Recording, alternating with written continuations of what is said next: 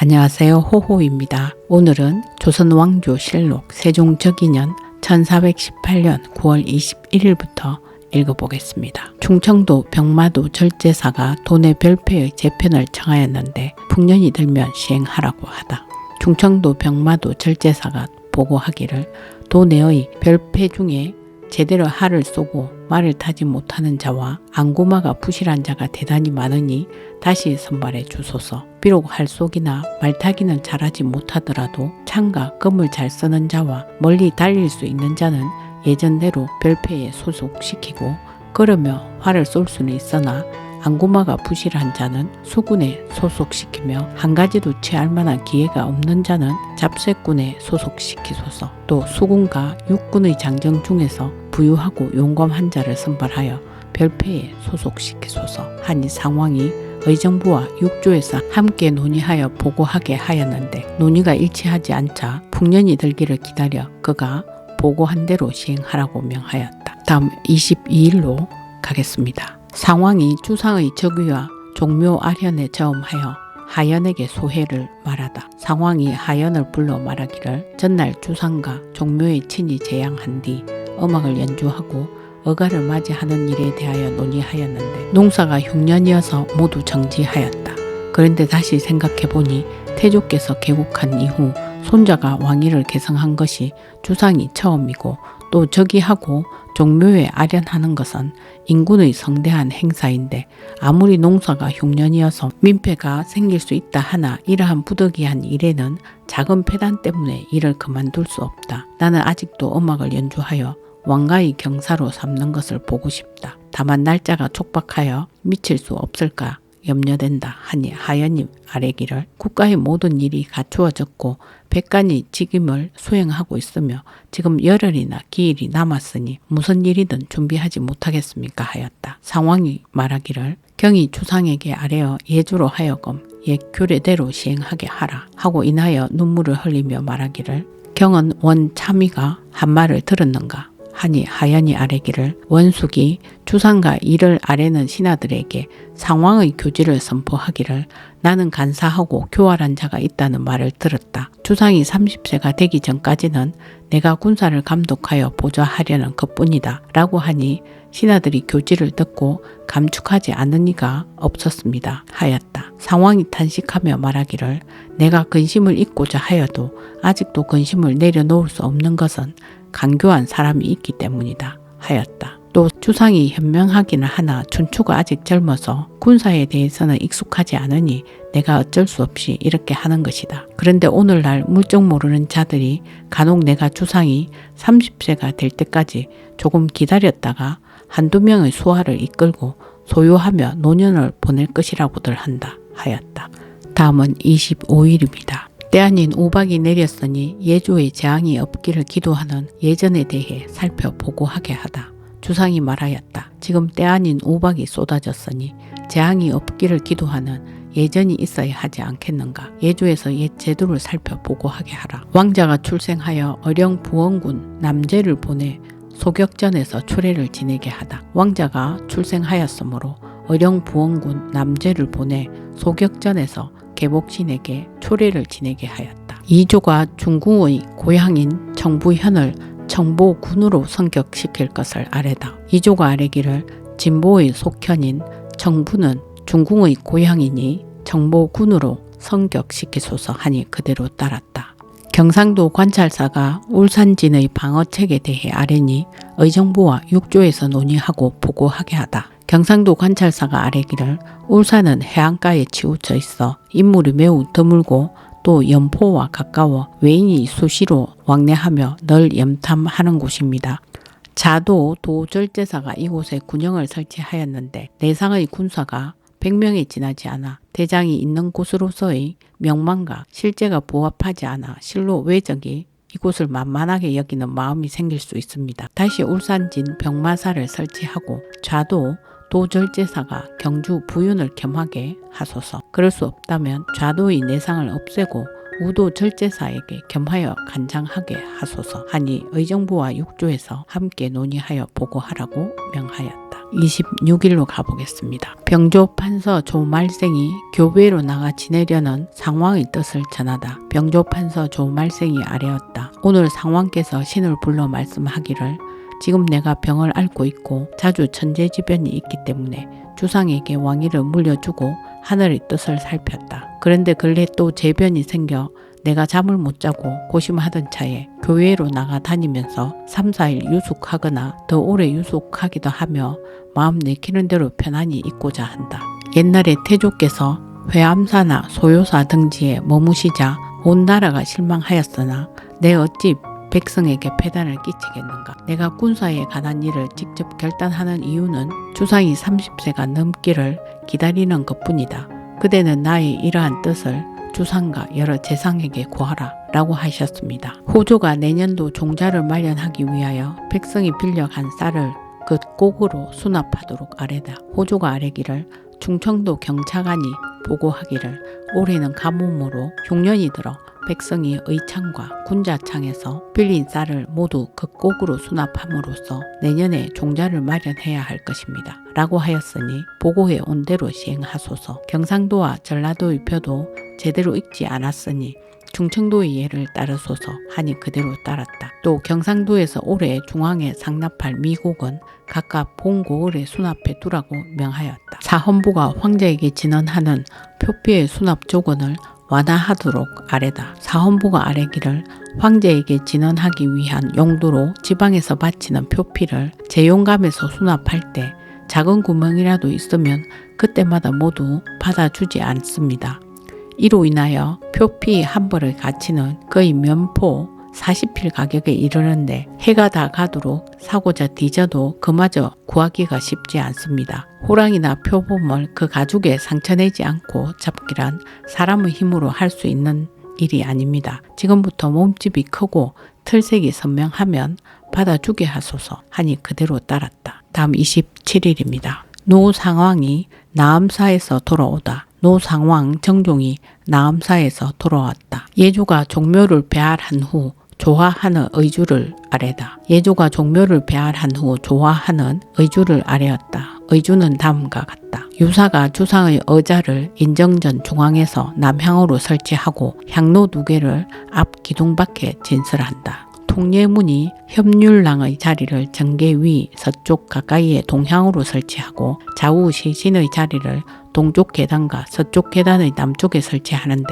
서로 마주보게 하며 모두 여러 줄로 배열하고 북쪽을 윗자리로 한다. 전이의 자리를 좌우 시신의 남쪽에 설치하고 통찬 2인의 자리를 남쪽에 뒤로 조금 물려 마련하는데 모두 서양하도록 한다. 문간 1품 이하의 자리를 전정 길 동쪽에 설치하는데 북향하도록 하고 서쪽을 윗자리로 한다. 종친과 무간 1품 이하의 자리를 전정 길 서쪽에 문간과 일직선상에 동쪽으로 설치하는데 품계마다 자리를 달리하여 여러 줄로 배열하고 북향하도록 한다. 전문을 올릴 여러 도의 가는 자리는 직품에 따라 본품의 끝에 설치하며 감찰 2인의 자리는 동반과 서반의 뒤에 설치한다. 초음을 알리는 북이 울리면 산선과 장위를 정계의 위아래로 널어 세우고 악부를 관원들의 남쪽에 여느 의식대와 같이 널어 세운다. 유사가 전하들 월대 위 중앙에 설치한다. 예조가 인도하여 전문을 올릴 여러 도의 관원이 창덕궁으로 나아가려 할 때에 청룡 루자에 전문을 담아 가는데 전악이 악공을 인솔하여 음악을 연주하며 앞에서 인도하고 인정문 밖에 이르러 음악을 거친다.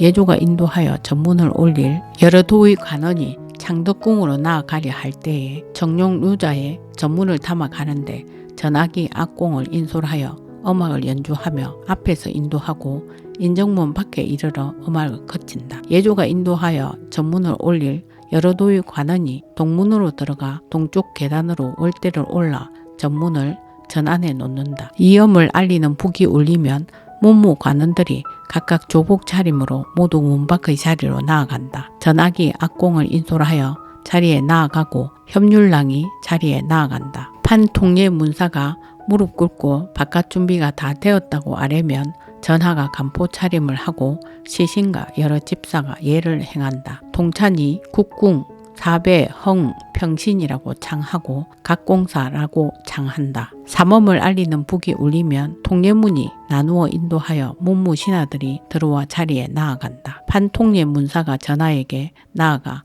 반열이 정돈되었다고 아뢰면 통찬이 반제라고 창한다. 판통례 문사가 무릎 꿇고 전하에게 전에 오르기를 아뢰어 청한다. 중금이 엄을 전한다. 향로의 연기가 피어오른다. 상서사 관원이 보를 받들어 앞에서 인도하고 근신이 어가를 정전까지 인도한다. 전하가 나오면 상호군이 간심할 것을 아랜다. 협률랑이 부복하였다가 휘를 들고 일어난다. 음악이 연주된다. 전이가 통찬을 불러 국궁이라고 창하게 한다. 전하가 올라와 앉으면 상호군이 간심할 것을 아랜다. 통찬이 평신이라고 창한다. 묻 관원이 몸을 편다. 협률랑이 휘를 눕힌다. 음악이 거친다. 통찬이 국궁 사배 평신이라고 창한다. 묻 관원이 몸을 굽혔다가 4번 절하고 몸을 편다. 무릇 음악이 연주되고 음악이 거치는 것은 여러 의식대와 같다. 통찬이 진전이라고 창한다. 복례가 인도하여 의정부의 행수가 진전 위로 나아간다. 행수가 부복하였다가 무릎 꿇고 호를 꽂고는 전문을 짚는다. 판통례 문사가 행수의 오른쪽에 나아가 무릎 꿇고 전문을 받는다. 행수가 호를 꺼내고 부복하였다가 일어나 몸을 편 다음 물러나 자리로 돌아간다. 판통례 문사가 전문을 받들고 동쪽 계단으로 올라가 무릎 꿇고 받들고서 아랜다. 앞서 판통례 문사가 동쪽 계단에 나아가려 할 때 독전관이 업하고 나와 동쪽 계단을 오르는 곳으로 가서 업하고 올라간 다음 주상의 의자 앞에 빠른 걸음으로 나아가 북쪽을 향해 무릎을 꿇는다. 4시 2인이 무릎 꿇고 전문을 펼친다. 통찬이 괴라고 창한다. 묻 관원이 모두 무릎을 꿇는다. 판통례 문사가 무릎 꿇고 선전이라고 창한 다음 빠른 걸음으로 물러나 동쪽 계단으로 내려와서 자리로 돌아간다. 독전관이 의정부의 전문을 읽고 나서 부복하였다가 일어나 몸을 편다. 통찬이 부복, 흥, 평신이라고 창한다. 묻 관원이 부복하였다가 일어나 몸을 편다. 독전관이 빠른 걸음으로 물러나 동쪽 계단으로 내려와서 자리로 돌아간다. 통찬이 국궁, 사배, 흥, 평신이라고 창한다.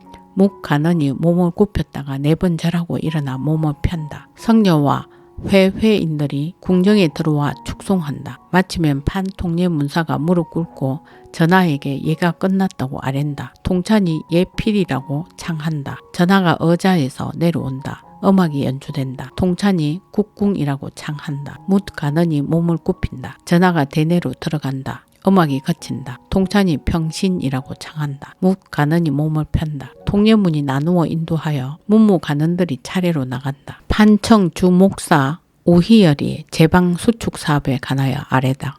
판청 주목사 오희열이 아뢰기를 신이 전에 성주를 맡고 있을 때 읍내 앞의 제방에 통을 세워 물을 저장하였다가 필요에 따라 터거나 막아서 시험하였는데 백성 중에 그 혜택을 입은 자가 매우 많음을 목격하고 늘 관계 사업을 일으켜 백성의 삶을 윤택하게 할 수 있기를 원하였습니다. 전하께서 신의 뜻을 알고 이 사업을 맡기시니 명을 받은 후부터 최선을 다하였으나 은혜의 보답이 되었는지는 모르겠습니다. 신이 예전에 김제의 벽굴제를 구경한 적이 있는데 16자 높이의 석주를 좌우에 마주 세우고 그 사이를 목판으로 막아서 물을 저장하고 있었습니다. 이 때문에 오랜 세월이 흘러 제방 언덕은 다 퇴락하였는데도 석주는 예전처럼 우뚝하게 서 있었으니 백성을 위하는 옛사람의 심문하고 장구한 뜻을 엿볼 수 있었습니다. 오늘날의 수령들은 고식책을 써서 애당초 제방 수축을 감독할 때 경고하고 꼼꼼하게 쌓지 않고는 제방이 터져 무너지면 모두 잘못을 돌리기를 제방은 백성을 이롭게 하기에 부족하다 라고 하니 이 어찌 법을 준수하고 백성을 사랑하는 뜻을 지녔다고 하겠습니까? 율문에 따라 논제하소서. 신이 쌓았던 경기의 제방은 19,800여 결에 물을 댈 수 있는 용량이었는데 금년 봄에 강주에 가서 다시 각 고을에 물을 대는 수량을 조사하였더니 6천여 결이나 줄었으니 제방이 터져 무너졌을 때 신경 써서 수축하지 않은 것이 분명합니다. 감사에게 제방이 터질 때마다 즉시 쌓아 가뭄과 홍수에 대비하게 하소서. 신은 나이가 많고 병이 깊어서 장차 이 사업을 끝마칠 수 없을 듯하여 지금 제방 수축을 감독할 만한 수십인을 청거합니다. 부디 올해 농한기에 정부를 뽑아 일을 시키되 20일을 넘지 않게 하고 수축하는 곳마다 신이 청거한 인원에게 나누어 수축을 감독하게 해주소서. 그러면 신이 돌아다니면서 살피겠습니다. 하니 주상이 호조에서 그가 올린 내용을 참작하여 공문을 보내게 하였다. 다음은 28일로 가보겠습니다. 종묘에 아련한 뒤 제방에서 향간을 제수하기로 하다. 주상이 정무를 보았다. 주상이 근신에게 이르기를 왕위에 오른 뒤 종묘에 아련하는 것은 중요한 일이다. 또 옛날에는 사당에서 사람들에게 관작을 수여하였으니 이제 친히 제사 지낸 뒤에 제방에서 향간을 제수하려고 하는데 어떻겠는가 하니 모두 대답하기를 좋습니다 하였다. 경기관찰사가 전라도 좌변과 우변 수군들의 호소를 아뢰니 자령과 우령으로 나누어 방어하게 하다. 경기관찰사가 자도와 우도 수군 절제사의 첩정에 의거하여 아뢰기를 자변과 우변에 속한 전만호, 김세보 등이 호소하기를 저희들은 본래 전라도의 바닷가 인근 여러 군에 있었는데 경인년 1350 충정왕 이 이후 왜적이 발항하기 시작하자 국가가 저희들을 나누어 보내 병선을 만들어 주군의 병사와 함께 왜적을 막게 하였습니다. 경신년 1380 우왕 6에 진포의 적 개해년 1383에 장포의 적을 맞아 피 흘리며 힘껏 싸워 그들의 칼날을 저지함으로써 바닷가 인근 백성들이 비로소 다시 본업에 정착할 수 있었습니다. 그 후 적이 더욱 날뛰어 교동과 강하가 저들에게 점령되자 국가는 변방의 수비가 견고하지 못하여 경도가 위태로울 수 있다고 두려워하여 저희들을 교동과 강하로 옮겨 자변과 우변이라고 칭하고 1인당 9분전 1결 50복을 지급하여 먹고 살 터전으로 삼게 하였습니다. 그런데 지난 해에 대전 50복만을 지급하고 나머지를 모두 국가에서 해소해 갔습니다. 수상에서 생활하느라 고생하고 장기간 입번하며 방어하는 저희들이 살아갈 길이 없으니 그 토지를 돌려주소서. 만약 안 될 것 같으면 다른 수군의 예를 따라 좌령과 우령으로 나누어 서로 교대로 휴식할 수 있게 해주소서 라고 하였습니다.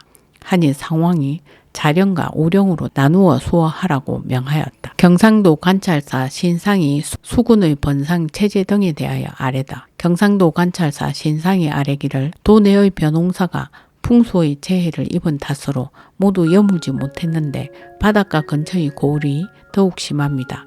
그리하여 여러 포의 수군이 관청에 식량을 달라고 청하는 경우가 매우 많으나 그 밖의 조정할 일이 번잡하여 지급하기가 쉽지 않습니다. 자령과 우령을 다시 각각 자령과 우령으로 나누어 4개의 번으로 만들어 자신들의 생업에 종사하게 하고 적이 침입하였다는 소식이 있을 때 인근에 있는 고을의 군사를 징발하면 적에게 대응하기에 충분할 것입니다. 외인이 항상 모여드는 부산포나 내이포 등지의 포에 있는 수군에게는 그때마다 반달치의 식량을 지급해 주소서. 향교의 생도들이 자신들의 생업을 내버리고 향교에서 독서만 하고 있기가 참으로 감당하기 어려우니 번을 나누어 방학하게 하소서. 각 간사의 노비가 바치는 쌀, 밀가루의 곡물은 지금 기근이 든 탓에 실제로 정해진 양을 채워 납부하기가 어려우니 포백으로 대신 납부하게 하는 것이 마땅합니다. 고소할 데 없는 늙은 호라비와